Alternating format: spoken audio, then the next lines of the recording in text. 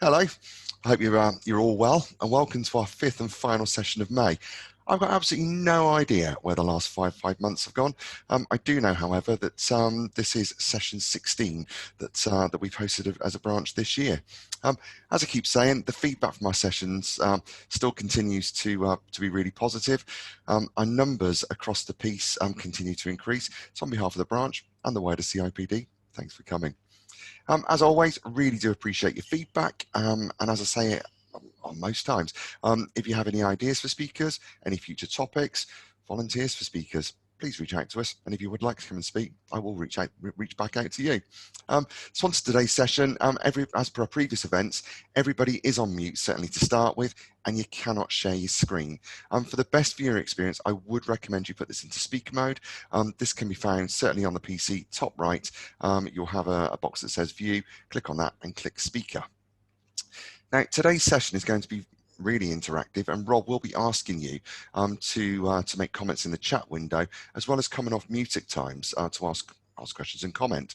Now, for those of you that are new to Zoom, and I say this every week, I don't know why I bother anymore, because there can't be that many of us.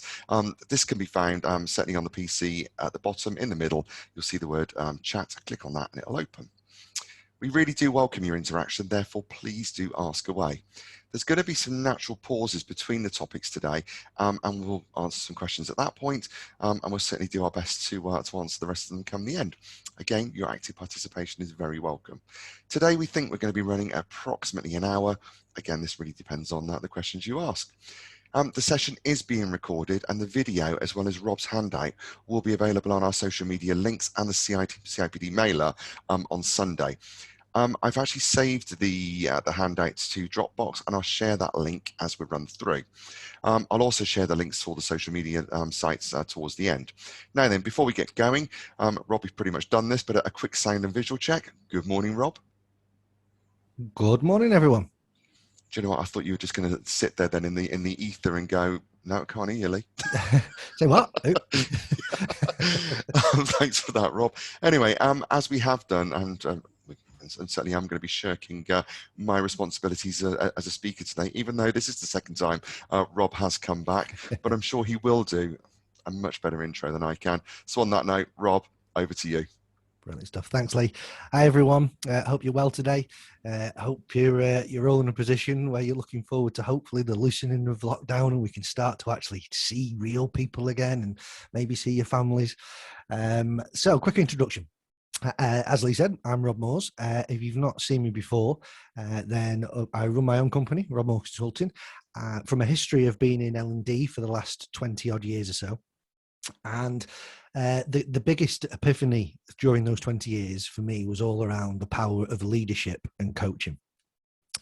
And the reason for that being that when I went through all those different roles and different companies like Sky and Talk, the NHS, I found that leadership was the key thing, the main thing that made learning interventions work and not work. And thus, performance of their teams and unlocking that potential of their teams towards those higher performance levels and results was also a big factor. And I also don't think that L&D necessarily do as much as they can do to help leaders unlock that potential. Sometimes in the previous webinar that I did for the CIPD branch was around how L&D don't necessarily add the value or promote the value that they have to an organization. And we get trapped sometimes in that order taking mode.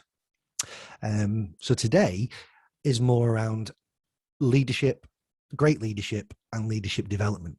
So how as we as leaders, and this I think is really important, that within L&D and HR, we are also leaders. And leadership development isn't something that we do for people outside of those teams. We should be looking internally to ourselves as well. And I think that in terms of that leadership then, what is it in terms of the development and responsibilities for that development can we do to help people get to that point? So that's the kind of a quick breakdown from me. I guess the other side of it, which I mentioned in the previous webinar, was that in those 20 years worth of L&D working, I've been through 10 L&D restructures, 5 of which led to promotion and 5 of which led to redundancies. which was another reason why I kind of sat there one day, and well, not one day, quite a number of days actually, and kind of going, well, first of all, why do I do this? Why am I putting myself through this pain? But then secondly, was this kind of no smoke without fire? What's happening here? Why is it that when the times are hard, and the last 12 months has been no exception whatsoever, in fact, it's been more of a kind of an ironic rule there in the last 12 months that our people have never been more important, and yet the people functions have seemingly been less important quite often in the last 12 months for so many companies. So what is it? And I think leadership development that we're going to talk about today, and great leadership, is a big part of that. So as Lee said, there's some natural pauses in the content for us to ask any questions as well. I have left some room also at the end for a bit of Q&A for those that want to stay and ask some questions, and also in the chat function for you to just pop a few answers in, and we'll start with that straight away. So let me share screen.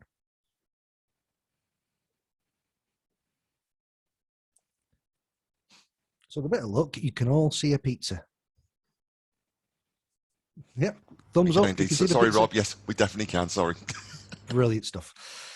Now then, you've probably been wondering why I've called this leadership pizza, free leadership pizza, and there's a reason for it, and I'll get more towards that towards the end. But first of all, what I want you to do in the chat panel is I want you to take a look at these 4 leaders as they appear there, and you can see in the pizza slices A, B, C, or D.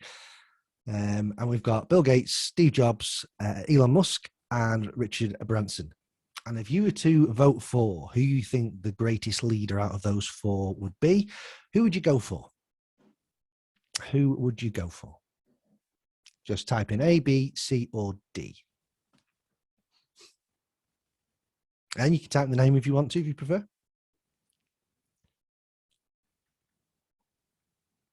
We've got quite a few Bransons in there. We've got a Steve Jobs. Someone's gone for Bill Gates. Oh, yeah, there's a couple of Bill Gates in there now. Branson.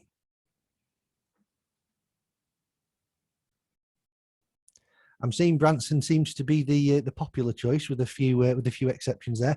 Not seeing anyone go for Elon Musk yet. Not many. Well, I say not many space travelers amongst us, but Branson's going after that as well, isn't he? Maybe it's the electric car we're not interested in. So Branson seems to be coming aboard there. Now, all that exercise was just to get our juices flowing in terms of what we start to think about being a great leader. Okay, so I'm not going to go into any more detail about that one. I'm going to launch straight into another question for you. And the other question is very similar, but it's actually got a little bit of background to it. So in 2019, only a few years ago, the BBC ran a poll around the previous century. And the poll was at various different categories, one of which was, who do we think the most influential leader of the 20th century was? And the 4 people that came up there, hopefully you'll recognise them, but I wouldn't blame you if 1 or 2 of them you didn't recognise. There's Margaret Thatcher, FDR, Mr. Roosevelt, Franklin Roosevelt, Nelson Mandela, and Winston Churchill. Now, before I tell you who won the poll, who would you vote for there as the greatest, most influential leader in the 20th century? A, Margaret Thatcher, B, Franklin Roosevelt, C, Nelson Mandela, or D, Winston Churchill? Mandela, C. Oh, we've got a Churchill. We've got an FDR in there as well. Just give it a moment, see what else we get in there.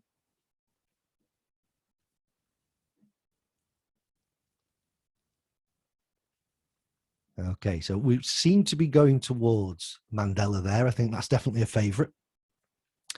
Now, the interesting thing about this, and the reason why I bring this one up with a little bit of narrative to it, is that it's kind of interesting that this poll was in 2019. And if you think about when these people actually had their, as we call it, leadership power positions, then Mandela was probably the most recent. I think he was still around sort of in 2000 as president of South Africa.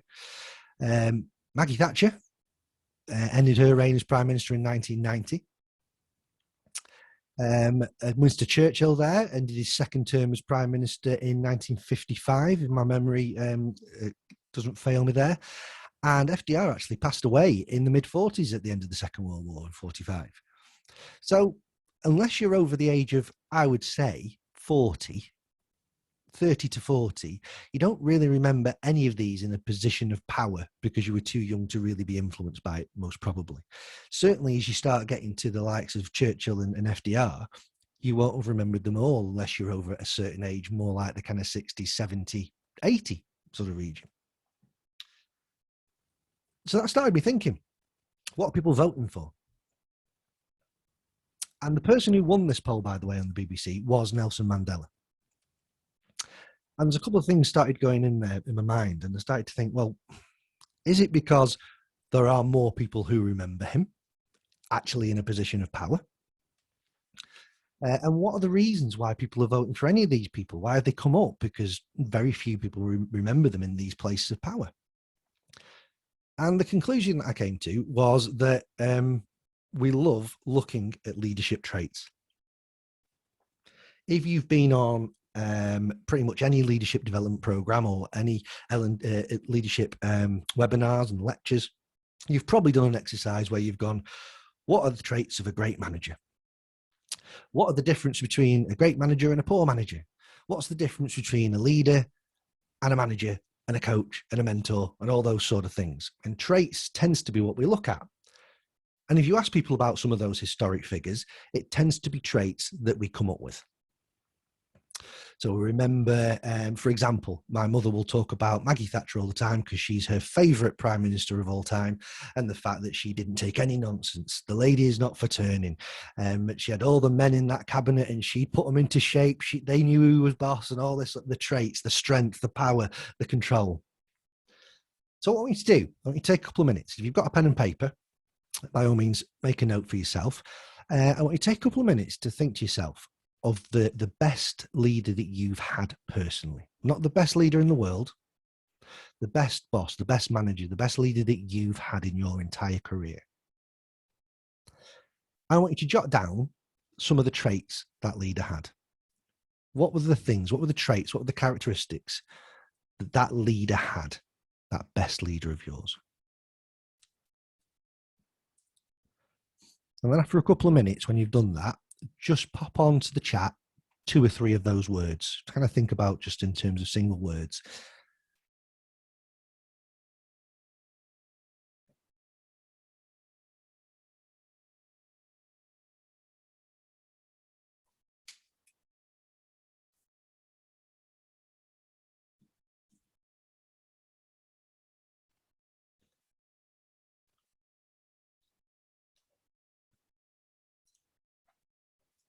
It's often much easier to do this exercise if you think of the worst boss you've had and think of the traits that they had. Knowledge, fairness, sense of humor, generous with knowledge, consistency. Love consistency. I see that's one of my little values up here. Listener, driven, inspiring, empathy, inspiring again, strong, they listen, open to opportunity development and pushed you to do things. They were fun, they were human. The ability to create a vision, inspirational, determined, strong values, engaging, empowering, ownership, trust. Love trust, David. I think trust is the most important thing in a business, and certainly in terms of human relationships within that business. Compassion, and compassion again, empathy, vision, listener again, humor, and courageous. Some fantastic lists there, some fantastic words and traits of great leaders that you've actually had, not theoretical leaders, of leaders that you actually had.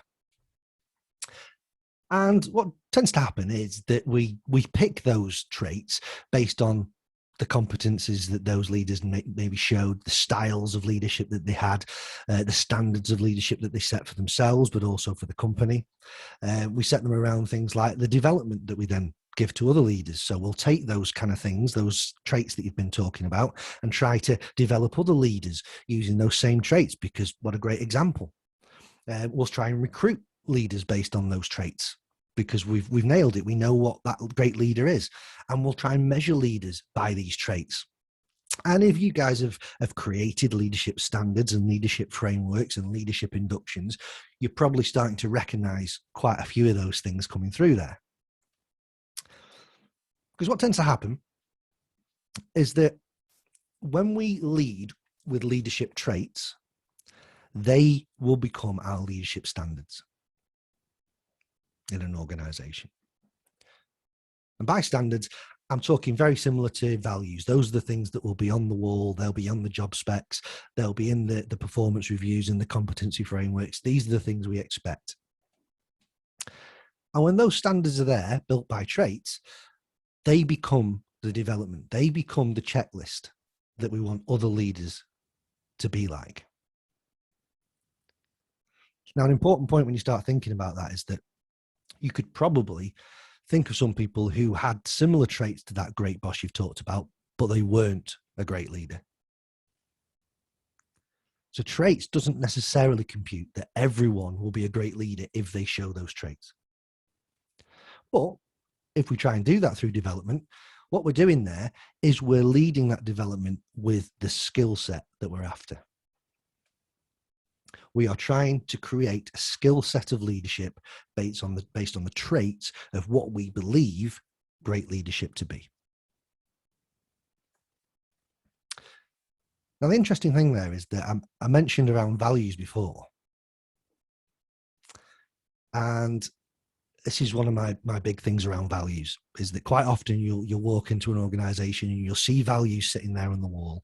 And some of the words that you've been using there are appearing there. So, passion, integrity, collaboration, inclusion, brilliant. I wouldn't argue with any of these things. I'd want leaders to be all these things. These are actually values for the whole organization, not just leaders.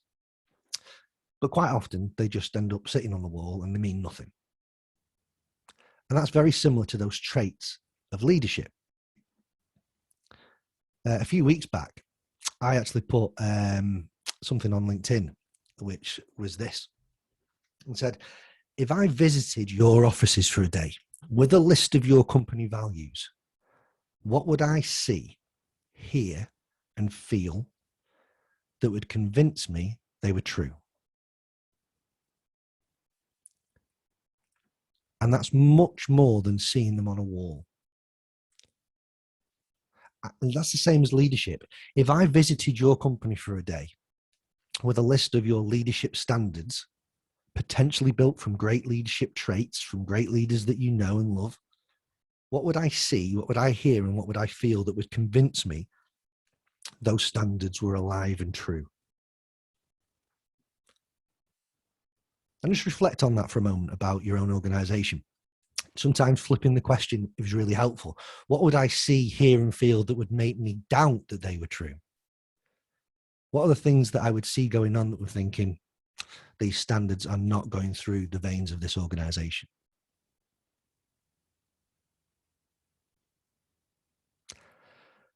And when we see leadership development built in this way, this tends to be the result that we get. We give everyone the training to be these things that we've developed, be these standards. But just like those values, they very rarely come to prominence. They're not the driving factor. They're the thing that people are marked against every 6 to 12 months maybe and given feedback on. But they're not the reason for working in a certain way that we want them to. And the reason for that is, I mentioned that by following those traits first, we end up delivering them as a skill set. If we start with skill set, which I'll refer to as we give people the training, and then we look at tool set, so we give them resources to support that training, what tends to happen is we then review mindset. So we're saying, go on, off you go. You've got the skills. We've given you the training. You've said you're confident. We've done our little happy sheet at the end of the session. We've got everyone through it. You've all done the e-learning as well. And now we've given you a bunch of resources and a help system. So we know you're all equipped. So you've got everything you need. Go and do it. And then in terms of that mindset, what tends to happen when we just tell people to get the job done is we sit back and go, why aren't they doing it? We've given them the skill set. We've given them the tool set. What is it about their mindset that they're not doing it? And then we fall into a slightly different trap, which is we need to make them more accountable for this. So we're going to start setting them bonuses and targets and performance development plans and all that sort of stuff to really attack that mindset, because there's no reason why they shouldn't be doing it. Well, let's look at a couple of examples of that. Just quick fire. When we train leaders how to coach, is a very common one. We give them coaching training. And then we give them coaching documents and resources and tutorials to support that. And then we sit there and go, why aren't they actually coaching the people? They're still not doing it. When we train out a new process to leaders and we give them a help system that talks them through and guides them through that process, and then we still question, well, why is it they're not following it? Why are they not doing what I've asked them to do? When we train people how to have difficult conversations, as we call them, difficult conversations with their people, the more awkward conversations, and we give them a HR process to follow to make it easier and some training to make it easier, and then we find they're still not speaking to the people and having those conversations. What's going on? For me, the thing that is going wrong here is that we're doing it the wrong way around. Great leadership and great leadership development needs to start with the mindset rather than finish with the mindset. Because if we finish with it, all we're doing all the time is saying, why aren't they doing what I've asked them to do? And we've probably all said that, and we've probably all ended up in this bit, which is, let's just retrain them. We trained them, we're giving them the resources, they're not doing it. Let's just train them again and train them again and train them again. Let's rewrite the course. Let's put it on an e-learning. Let's try it a different way. Train them again. And this is this skill set, tool set cycle that never gets anywhere. Hence why it's free leadership pizza. Because we've probably all given out these slices of lovely leadership development in the past: feedback training, time management, change management, insights, MBTI, team engagement, coach training. And just like pieces of pizza, it's lovely. It's really nice. Thanks for thinking of us. We've had a great day. It was really tasty, lovely. And then when I go back, it's probably kept me full for a little while, and I've probably dined off it for a little while, and I didn't need anything to eat that night because I was a bit full and all that. But then soon the effects of that pizza have worn off, and there's nothing there that's going to carry it on, and we'll just go back to it until a couple of months later, we get another slice of pizza, and it was lovely again. You know, got some great feedback on the pizza. Everyone enjoyed it. But it doesn't really last. Nothing changes.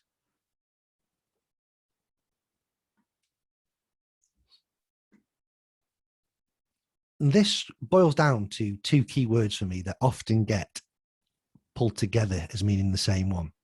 And that is accountability and responsibility. And really important when we think about this with leaders, and leaders, how they think about their people. And that is, responsibility and accountability are two different things. You cannot hold someone accountable for something until they have chosen to be responsible for it.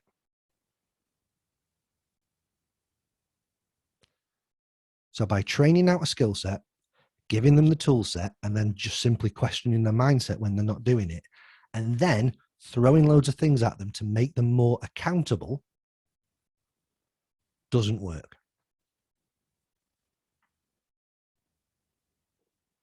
Instead, we need to, ourselves and our leaders to their people, stop trying to push more accountability onto those people and focus on inspiring the responsibility within them. If you just take a moment and think of some of the things that you've actually done in your career and the things that you've learned and the things that you're proud of succeeding, were they because you were pushed and you were made to do something even though you didn't really want to? Or were they the things that you really felt a connection to and you wanted to achieve it and you probably didn't need much direction on it because you were that passionate about it? You made your own work and you really went after it yourself. You wanted to measure the effectiveness of it and your performance because you wanted it to succeed.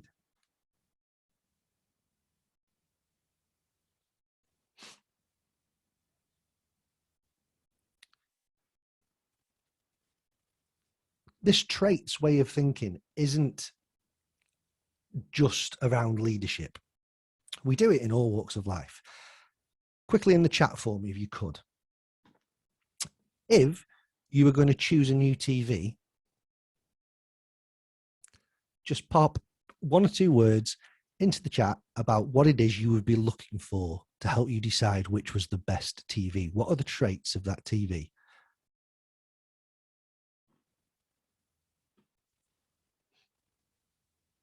Probably won't be empathy and listening this time. Humor might be there though. Read reviews. Yeah, absolutely. Functionality, ease of operation, size of screen, the brand, the spec, the price. Yeah, absolutely. The cost, the reviews. Yeah. Screen size, quality, sound quality, picture quality, environmental credentials, much more important nowadays. Yeah. Ease of use, price again. Absolutely. The sort of things that are popping up on the screen there, you look at those traits. Yeah. And very rarely will we look back and go, oh, I remember that great TV. It just gets replaced in a couple of years when there's something better comes along that's got more pixels or more inches or a better refresh rate. So why are we trying to build our leaders in the same way? A final example, something to think about, and you don't have to put the words for this one in there. I love that one, David. How big can I get away with? I've been in that position.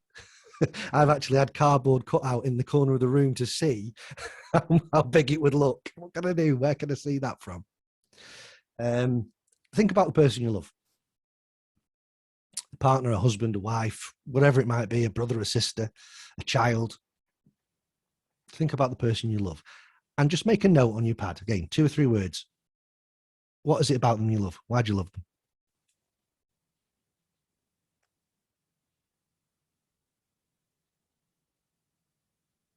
What is it about them you love? And again, you don't have to put these in the chat. Unless you have a desperate urge to do so.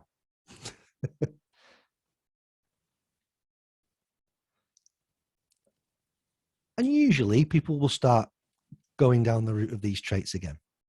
They are funny. Oh, they're smart, strong, they're dependable, they're selfless, they're romantic, they look after me. Again, these traits. But when you do that, it kind of makes me giggle a little bit because I go, well, just get a dog. Because the dog's funny, dog's smart, dog's strong, dog's dependable, dog's selfless. What's it about them you actually love? Not what are the things, what are the traits? What are they? And I think this is now the turning point when you start to think about, hang on a minute, how do we really need to think about leadership and leadership development? What does it mean? You are only a great leader if people remember you to be one. I could have that same list of traits as your husband, wife, child, whoever you were thinking of, but I'm not the one that you remember. I'm not the one that you love. You're only a great leader if people remember you to be one. So I want you to think about that same leader that you thought about before, that best leader that you've had. I want you to take a couple of minutes again, and instead of listing the traits, what made them a good leader, I want you to answer this question instead. What are the things that that leader did that made you feel like that? How did they make you feel? How did that leader that you've thought about already, that best leader, the greatest leader you've had, how did they make you feel? Again, make a few notes. And then when you're happy with what you've got, put 2 or 3 of them into the chat for us and let's see what people are thinking.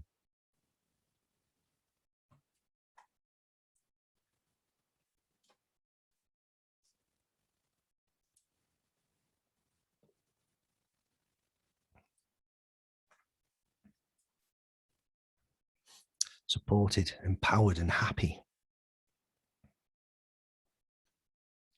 Empowered, trusted, worthy. Wow, I mean, what much more impactful word that. I felt worthy. I felt valued. I felt that my contributions mattered. I felt confident. I felt understood. I felt trusted. I felt he carried the can when it helped. Just wait a moment, see if there's any more coming through. Empowered, inspired, supported. Inspired again, I felt valued. I felt part of the team, trusted. I mean, wow, I felt significant. They made me feel significant and that they trusted me. Start thinking about those leadership standards now. Start thinking about what it is that we hold those leaders accountable to in their performance reviews and what we give them feedback on. How much more connected did you feel to those words you were putting down? How much more was it actually about those feelings and those words that made them a great leader to you, that makes you remember them as a great leader? What's more important in the organization? Is it the traits that the leaders show or the way that they make their people feel? And if those standards are rewritten, those standards are literally ripped up from a list of traits, and instead you score and hold your leaders accountable and make them feel responsible for empowering their people, making them feel supported, making them feel significant, making them feel understood and confident. I mean, Zoe, thank you for that one. They make everyone feel that their contributions mattered. I mean, wow. If you have a survey of your people and 100% of your people say that their leaders made them feel that their contributions mattered, that is a sign of a good culture.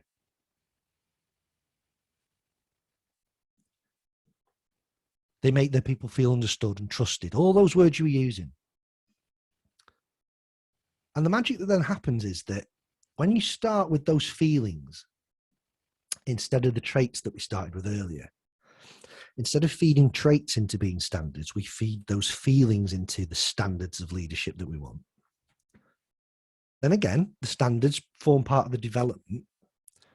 But this time, we're actually developing the leadership mindset first, rather than the leadership skill set. We're actually getting people to think collectively together about what it means to be a leader in the organization, not what we want you to learn to be a great leader.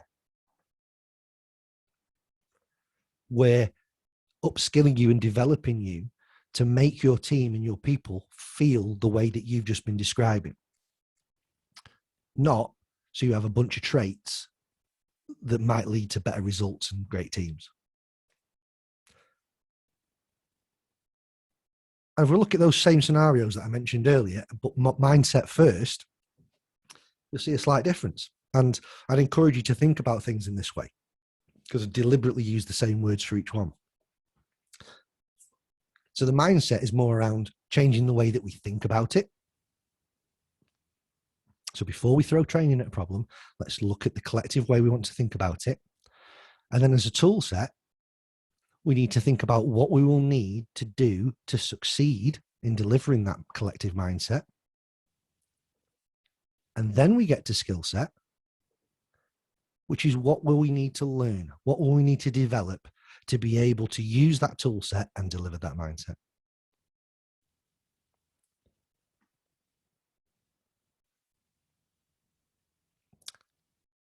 And all these as well, by the way, they're in the handout that you've got as well. And some note sections there for you to kind of reflect on these afterwards also, and start putting down some scenarios, which I'd encourage you to do, about how you could use this when you go back to the organization, to the office, to your line of work. Think about the coaching scenario we said. Instead of just giving them coaching training, we should, with leadership, collectively establish a link between coaching and the performance of the organization. Why is coaching important? How will coaching influence that performance? We're talking about the potential of people and raising the potential and the development of those people to be able to perform at a much higher level. In my previous webinar for CIPD, I talked about the difference between performance and results. It's all too easy to define performance, and most of you probably will do this. Define performance by the results. Did we do what we said we were going to do? Did we achieve those targets? Did we achieve these numbers? Yes, then we performed. It's not about that. Performance isn't defined by the results. You can actually perform and not get the results. You can actually get the results and not perform. They're that not linked sometimes. So how do we actually link coaching to the performance? The performance will look after the results later on. And when we've collectively got that mindset, how do we co-create together, co-create with those leaders and with those people a performance plan that is dependent on that coaching happening?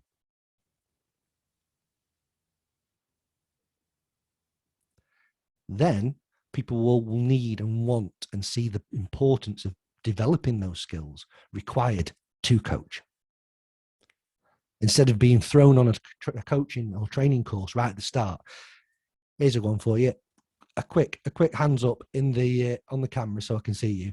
Who's ever been in a situation in a training room where people have turned up and said, "I don't know why I'm here"? Yeah, my boss sent me. I don't quite know why though. That shouldn't happen if you start with mindset, because they're coming to you and saying, "We need to develop this because it's essential for us to perform."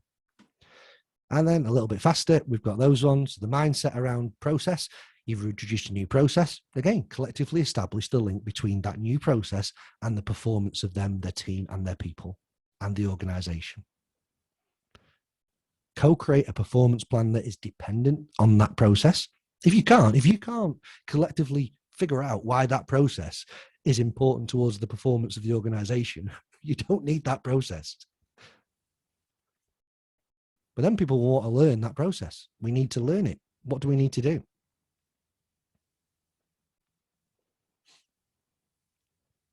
Conversations that we talked about, again, that link between conversations and performance. Why is it important?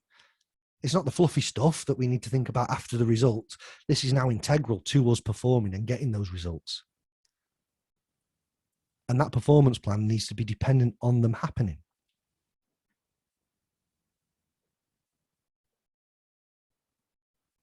And then people want to develop those skills to have those great conversations.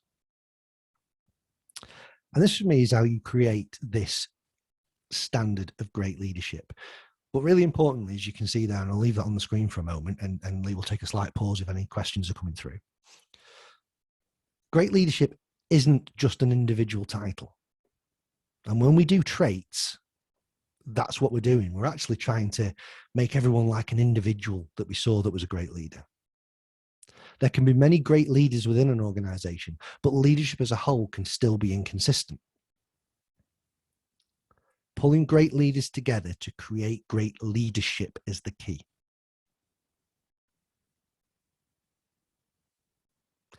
And I've got an analogy there just about coffee. So one coffee granule can be great coffee, but it's on its own. It's not actually great coffee. There's a lot of other things that need to go into it. What can we do to create that aura of great leadership? Now I'm going to go into next just what that means in terms of that performance and the mistakes sometimes that we make as a leader and how we can start building that leadership development. Before I do, I think it's a natural place there if there's any questions about what we've covered so far, Lee. There's nothing there at the moment, Rob. I'm really pleased actually with the amount of interaction that we've had this morning, and thank you to everybody that's here for answering what Rob's asking you to answer. No, it's really good. And what's really interesting, certainly from my personal perspective, is we're kind of all coming up with the same answers, but expanding upon it as well in terms of what makes these leaders great. So no, thank you ever so much for everybody contributing this morning. Is there any questions that we have at the moment? If anybody would like to come off of mute to ask a question or even type away, please feel free to do so. And we'll just give that another couple of seconds. If there's none that come, if nobody makes a noise, Rob, we'll carry on to the next one. To be fair, I actually think you're explaining stuff in a really clear and concise way. So I think that might be the reason why we're not be getting any questions coming through. I think we're free to I've continue. confused everyone that much. Yeah. They haven't got a clue what the questions I didn't want to say. I'll go with the first one. That sounds better to me. I'll leave you to carry on. Cheers, Lee.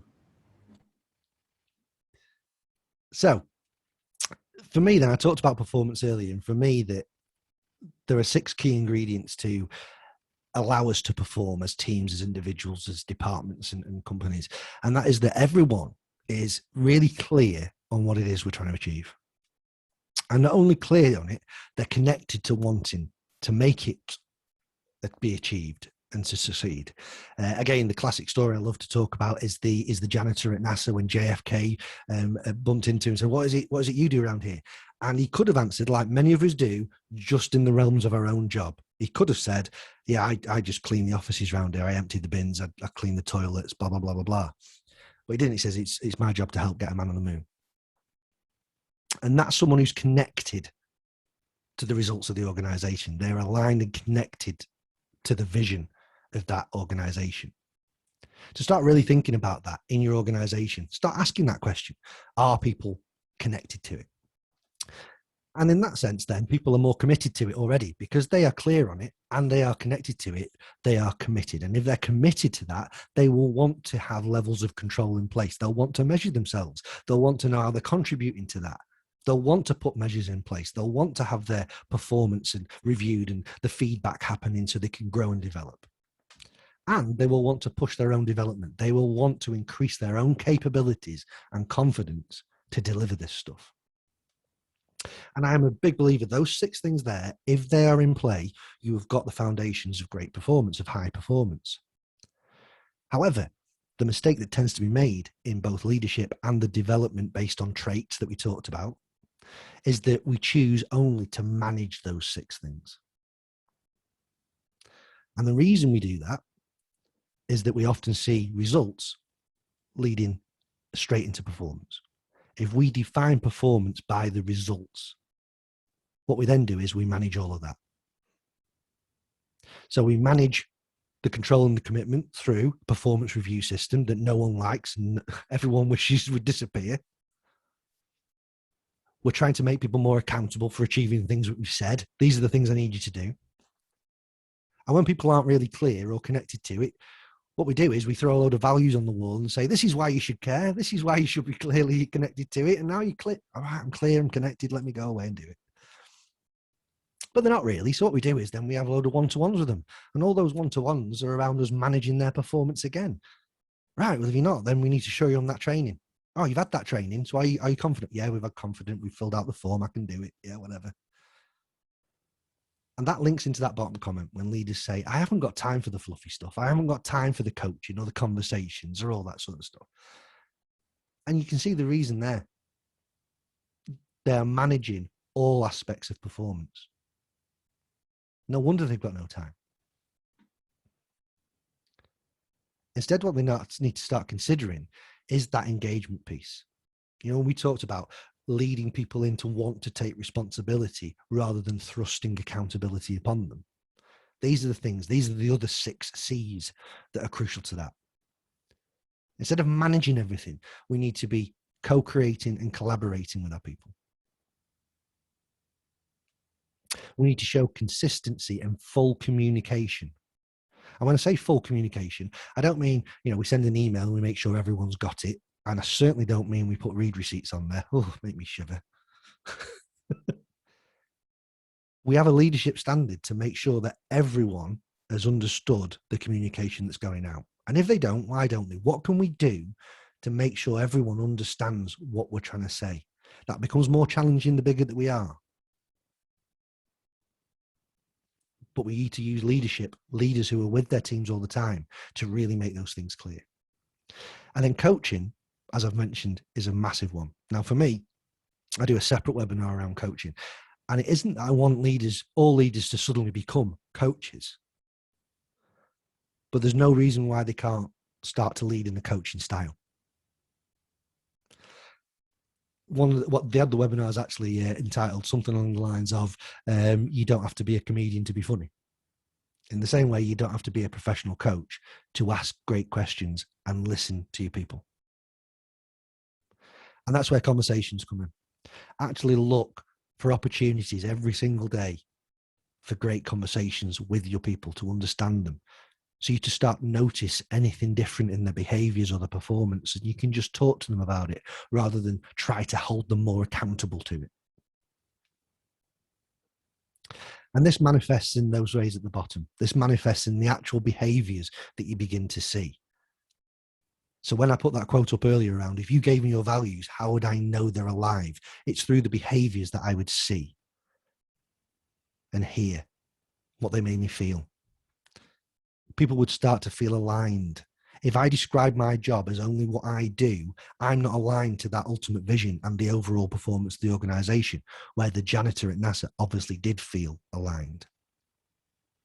And instead of just throwing training at people and trying to improve the skill set, you actually start tapping into their potential and unleashing that potential, because some of the words you've mentioned there, they believed in you, they make you feel valued. So when you pull all that together, this is my kind of roadmap, if you like, for creating great leadership development. Instead of starting with that skill set that we talk about on the right-hand side, we start with the mindset piece on the left-hand side. How do we, as leaders, lead with vision? And when I say that, I don't mean the vision statement of the organization. That's important. But if you have a team, what's your vision for that team? What's the L&D vision for the organization? You own that.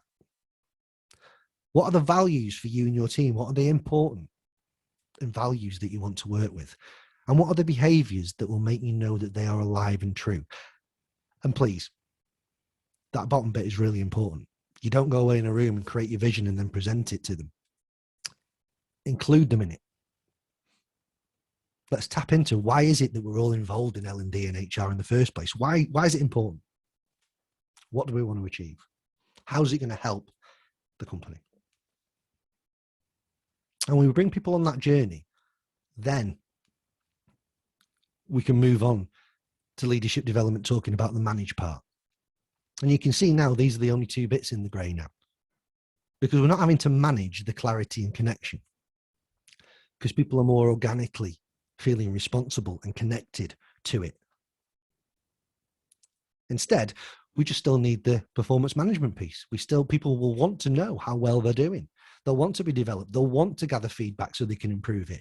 I'm the janitor at NASA again. What else can I do to help you get a man on the moon? Not what else can I clean? What else can I do to help you do that? And then that consistency and that communication that drives that alignment becomes more naturally again. People want to know and want to be able to measure themselves of how they're contributing to that bigger picture. And then lastly, a few of you actually mentioned trust that appears in that top right-hand corner. When you start building these relationships together and unlocking that potential in people, trust starts to be built. And this is the big thing about trust, is that trust is quite a delicate thing. And I sometimes do a little bit of, in fact, I can do it now. You can sometimes have a piece of paper and you can scrumple it right up when trust is broken. Do that. Apologies for the loud noise. And as much as you try to straighten that back out, which I'll do now, you can see if I hold it up to the camera, it's never quite the same. And we spend our lives at work thinking of trust in that way quite often, that it's something delicate that we must try not to break. Instead, we should be looking to build it, giving trust, building it, strengthening it, making it more resilient, doing more and understanding each other and believing in each other and talking and listening to each other to make it stronger and stronger. So trust is no longer a little thin, delicate thing. It's actually more like a big, thick piece of memory foam that if something does happen and it crumbles, it's more likely to pop back into its original shape because we do trust each other. And when we do need to manage and control the situation, you have the trust of your people that you're doing it for the right reasons. But if you've never got to know your people and you don't try and unlock them, you don't have one-to-ones for the right reasons, then it remains like that. And the second you have to try and jump in and manage and control the situation is when that will break very easily. So there's a few things I want you to take away from today and a few questions to ask yourself as part of that. The first one is, do you want a culture of traits lists which you continually score and judge people against? That's not just leaders. But if we do that to leaders, we tend to do that to the people below the leaders. These are the things we want from a great L&D designer. These are the traits we want from a great L&D consultant and a great trainer and so on. Do you want that? Or do you want a culture of making people feel great about themselves and their work that drives their desire to perform?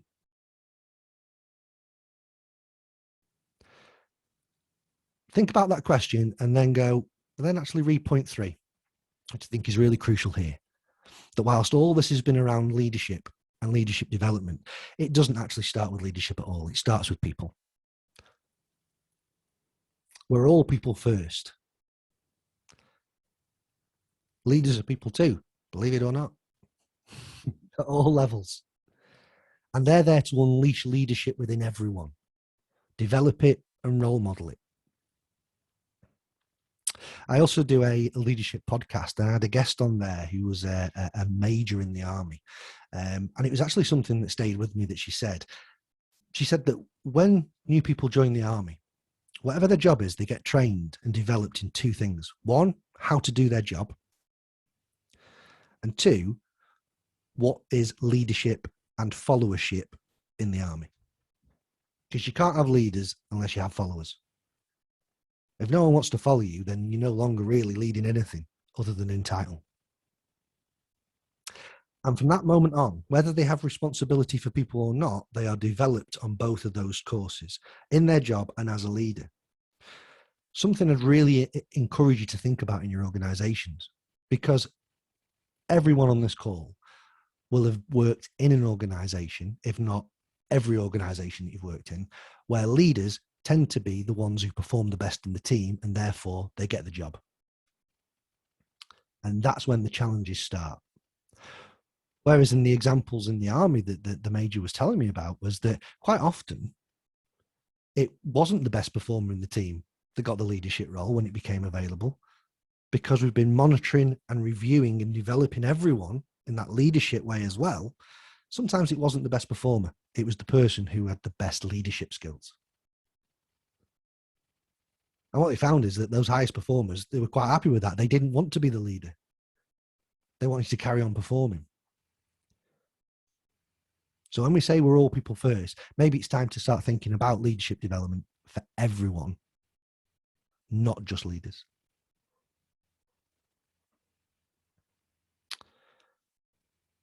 At that point, if you'd like to find out more, I've got some, I think Lee's popped a couple of links in there already, but you can get hold of me on my website and LinkedIn, various points in there. You can see the podcast is called Leadership Untitled. If you want to listen to, well, that particular episode, I think was a lady called Major Charlotte Hayes, episode 10 or 11, I think. But by all means do that. You'll find those links as well in the handout that Lee's sending around. But at that moment, I'd like to say, are there any questions? And thank you so much for listening. And also thank you, as Lee said, for all your participation into those notes. And I'd encourage you to keep those notes. Start thinking about the way those leaders made you feel. Wouldn't it be good if everyone in the organization made people feel like that? And what you can do differently on the back of it. And then the spaces in the handout, if you haven't filled them out already, and if you have, print it off again, go back to it in a week's time and maybe reflect upon this meeting and start thinking, right, okay, what have I done in the last week? What's one thing I'm going to do over the next week? And keep ticking over like that. At that point, Lee, I'll hand back to you. And if there's any questions, then obviously I'm more than happy to answer them. That's great. Thanks ever so much, Rob. Nothing in there at the moment, and I don't think it's around engagement. I think, seriously, I do think the way in which you have described stuff and explained things has been, I think, pretty crystal clear, actually. And from a personal perspective, I've really enjoyed this morning's session. Does anybody want to come off of mute to ask a question or to tap something into the chat room?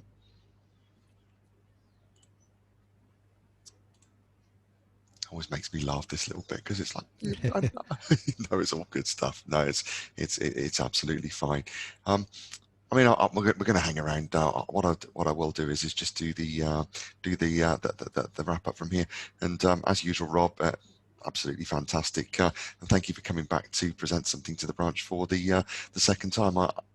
I know that these sessions certainly do go down very, very well. As mentioned, the link to the recording as well as the handout will printed. Will actually be posted out this week on the social media sites. What I will do a second is I'll just share with you where we're actually able to get all of our links from. Everything is there. You've got the CIPD email address, the Facebook page, the Twitter, LinkedIn, so on and so forth. What I will also do is in the chat, I will also just share with you the links to these as well. There you go. They're all there as well. I'll stop the share now and continue on with the next bit of it. So as mentioned, we can be contacted on any of those medias.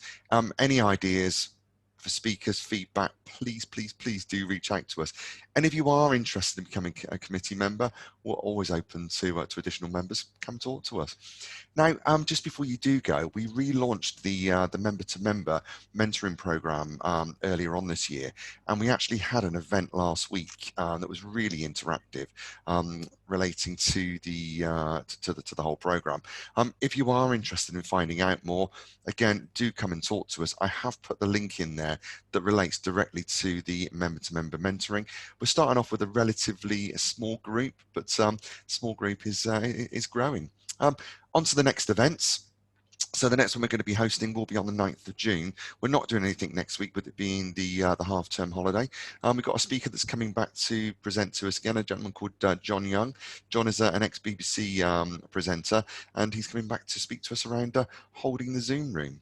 And then on the 24th of June, we have someone by the name of Kevin McAlpin. I've spoken to Kevin on numerous occasions, and he's going to be coming back to us to speak around Let's Reset Learning. Also to mention, please, the CIPD member benefits. I have included in the links I've posted into the chat room the new YouTube video that the CIPD have created. You know, it's everything is there for you. I'm just going to go back into the chat function. Was there anything else that was in there that I've missed?